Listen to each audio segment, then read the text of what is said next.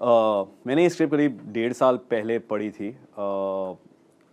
TVF ने ये create किया है शो एंड मेरे दोस्त हैं अरुणब, उन्होंने मुझे कॉल किया था, कहा था कि बहुत ही खूबसूरत कहानी है and it's a very important story, it's a defining moment in in the last many decades for India.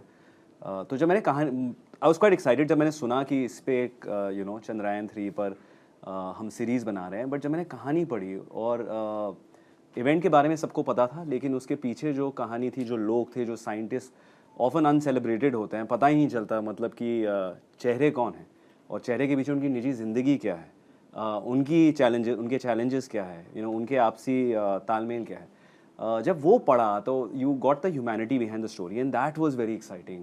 And उसके बाद ऑफ कोर्स जब सेट में मुझे दानिश मिला तो मैंने कहा कि ये तो सही हो गया।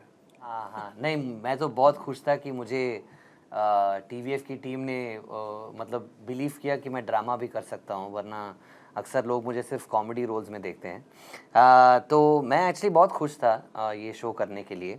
In fact I remember when the mission was successful, मतलब जो असली मिशन था वो जब सक्सेसफुल हुआ, मैं एक्चुअली घर पे था and I remember celebrating with my wife and feeling so proud, and then to be a part of this story and to recount the moment and to be there and live it, I think that has been an incredible experience. I mean set की बातें, acting, वो सब तो एक चीज़ है, पर just to be there in the recreation of that moment, from experiencing it on TV to reliving the moment, वो journey जो था मेरे ख्याल से वो बहुत ही बढ़िया था, and I'll always be grateful to the team at TVF for the opportunity and of course Jio Hotstar. The guy who made the Pragyan rover, I'm basically playing that person. I'm playing the person who's in charge of the Pragyan rover, but ज़्यादातर मैं इनके साथ होता हूँ, ये सब कर रहे हैं, मैं इनके साथ बस। Dan, you just gave away the story. People are not supposed to know there's a rover here. Okay, fine. Yeah. तो I think इस शो का जो हीरो है वो हमारा मिशन है, right? I think Chandrayaan, the Vikram, the lander, that is the hero. Yeah, and हम सब किरदार निभा रहे हैं। मैं एक साइंटिस्ट का रोल निभा रहा हूँ, just like दानिश। मैं नेविगेशन का हिस्सा संभाल रहा हूँ, जो कि लैंडिंग में बहुत ही यूज़फुल होता है। एंड कहीं ना कहीं जो पहला डिसअपॉइंटमेंट होता है या फेलियर होता है चंद्रयान 2 का, lot of that gets publicly blamed on the character I play Arjun. Danish's character, what's the name of your character Dan? Jairam. मैं देख रहा था उसको याद है या नहीं। जयराम का कैरेक्टर है वो एक्चुअली बहुत ही इंपॉर्टेंट कैरेक्टर है। That is once Vikram landed, उसके बाद जो डिस्कवरी होनी है, and the whole idea behind ISRO scientist wanting to send Chandrayaan 2 and 3 was कि डिस्कवरी हो, ना सिर्फ हम स्पेस में सबसे पहले पहुंचे या मून में पहले पहुंचे। एक तो जियोपॉलिटिक्स होता है और दूसरा होता है जो एक स्पिरिट ऑफ साइंस है, and that's discovery, and he is responsible for that mission. तो बहुत ही इंपॉर्टेंट किरदार है। And because Danish is who he is, अगर दानिश आप किसी भी ऑन्सम्बल में डाले तो सीरियस तो हैं, पर सीरियसनेस में भी एक हमेशा एक एलिमेंट होता है जो जो जो टेंशन को काम करते हैं। वो ये निजी ज़िंदगी में भी बहुत अच्छा करते हैं एंड सेट पे भी बहुत अच्छा करते हैं, अपने किरदार के थ्रू भी बहुत अच्छे से किया उन्होंने। Thank you Nakul, thank you. I think सालों की मेहनत होती है, ये ऐसा नहीं है कि एक प्रोजेक्ट 2 साल से कर रहे हैं, ये सालों से, मतलब ये विजन कब देखा था इस देश ने, देश के साइंटिस्ट ने। अब अब्दुल कलाम साहब का हमेशा से एक ये एम्बिशन रहा है कि India leads the space mission in the world. So of course as a citizen of this country हम सब डिसअपॉइंटेड थे, बट कहीं ना कहीं आपको ये भी महसूस होना या याद रखना ज़रूरी है कि the scientist are trying the best, right? और कोई भी मिशन सक्सेसफुल या फेलियर पूरी तरह से नहीं होता, क्योंकि हर मिशन से आप सीखते हैं। और अगर चंद्रयान 2 नहीं होता तो फिर चंद्रयान 3 नहीं होता और चंद्रयान 3 सक्सेसफुल नहीं होता। सो आई थिंक जो ये सारी कड़ियाँ हैं to take you towards eventually learning more and understanding more, क्योंकि मून तक पहुँचना I think is the first step. उसके बाद वहाँ की सतह को समझना, वहाँ क्या पॉसिबल है, पानी है, बर्फ़ है, क्या कभी सिविलाइजेशन वहाँ आ पाएगी, ये सारी चीज़ें समझना आई थिंक वो अगला स्टेप है। तो जब फेलियर हुआ था, of course as a countryman निराश तो आप हुए थे, बट उसके बाद आई थिंक हमारे साइंटिस्ट ने हार नहीं मानी and to work through COVID. Absolutely, because the word is exploration, right? Correct. I mean, eventually it is exploration, and that never stops. I feel like when you're a scientist, you're constantly seeking and you're constantly striving for more. And आपने जो specific सवाल पूछा, जो PM आए थे और इसरो के chief से भी मिले थे, हमने उस सीन को भी रिक्रिएट किया है यहाँ पे.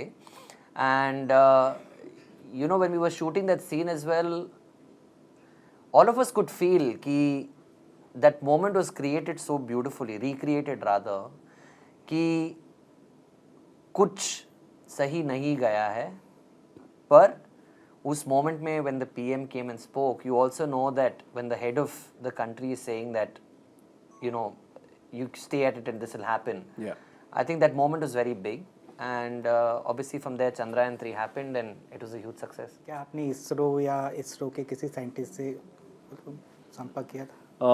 बड़ा अच्छा सवाल पूछा आपने. ज़्यादातर रिसर्च मैं कहूँगा जो हमारे क्रिएटर्स और राइटर्स हैं उन्होंने की है. Prashant and Shubham are the writers.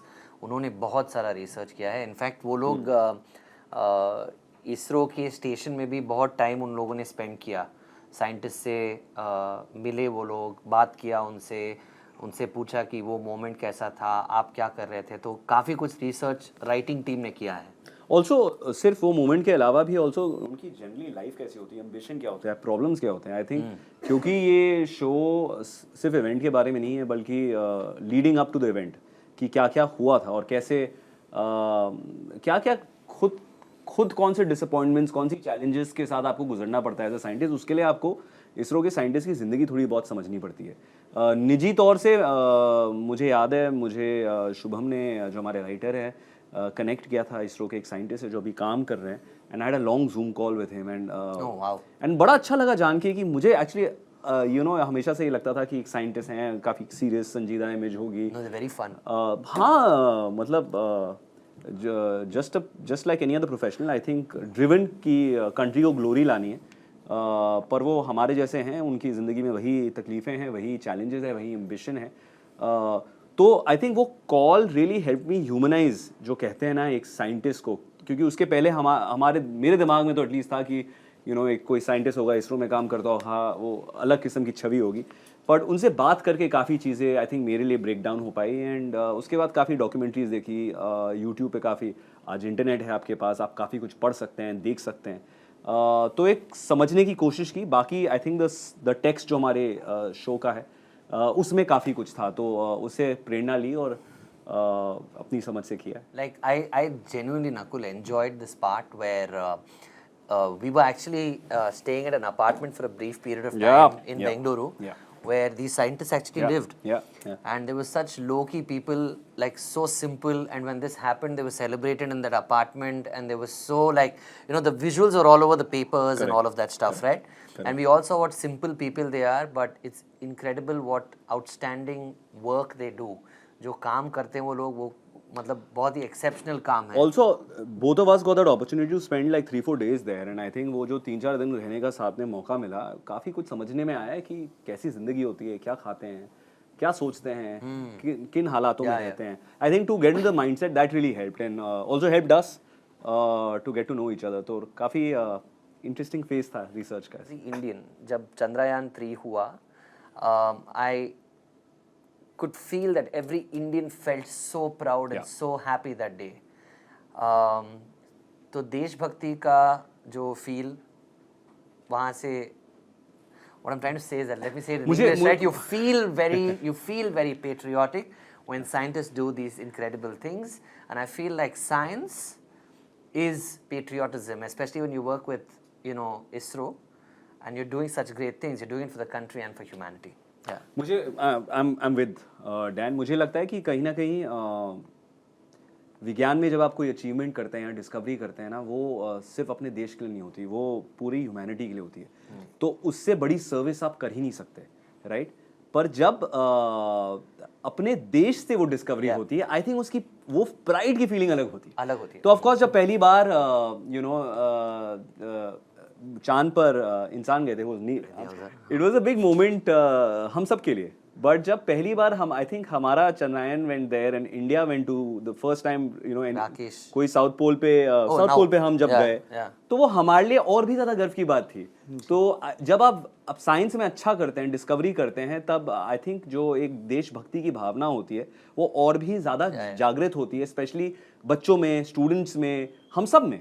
तो कहीं ना कहीं दोनों जुड़े हुए हैं आप कि अगर आपका पर्पस आपके काम से बड़ा हो, जैसे कि इसमें साइंटिस्ट का पर्पस सिर्फ सक्सेस नहीं थी, सफलता पानी नहीं थी, उन्हें पूरे ह्यूमैनिटी के लिए, देश के लिए बहुत बड़ा काम करना था। तो जब आपका पर्पस इतना बड़ा होता है ना, तो आपके रास्ते में बहुत सारे चैलेंजेस आएंगे, रोड़े आएंगे, बट आई थिंक आप सबको ओवरकम कर पाओगे क्योंकि आपका purpose is far greater than self glory.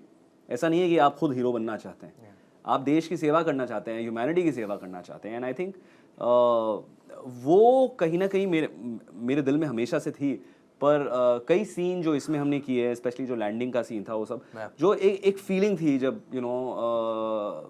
मतलब दिमाग में वंदे मातरम अपने आप चल रहा था, एंड वो एक पेट्रियाटिज्म की फीलिंग है, वो अलग ही है। वो बहुत कम उस किस्म का आप महसूस या अनुभव करते हैं, स्पेशली जब आप सेट पे होते हैं। तो वो करने में बड़ा मज़ा आया, and I think that is something which will take away from the show. ये मिशन हमारे पूरे भारत के लिए एक गर्व की बात है। मगर इस कहानी में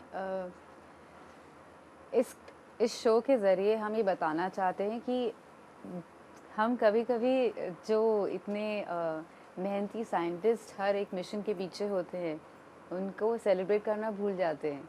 और कहीं ना कहीं हम ये सेलिब्रेट करना भूल जाते हैं कि उनकी क्या सेक्रीफाइसेस नहीं है और कितनी मुश्किलों से उन्होंने जो जो ड्रीम था, जो उन्होंने पूरे भारत के लिए देखा और उसके लिए वो जीते हैं। और कितनी मेहनत से सब मिलकर जो ये इन्होंने इतना बड़ा अचीवमेंट किया, वो लोगों तक लाने के लिए, वो कहानी लोगों को बताने के लिए I think I am very grateful and really excited. एक वर्किंग महिला की जो कठिनाई होती हैं, जो मुश्किलें होती हैं, क्योंकि उन्हें घर पे भी उतना ही उतनी ही मेहनत करनी पड़ती है जितना उन्हें काम पे।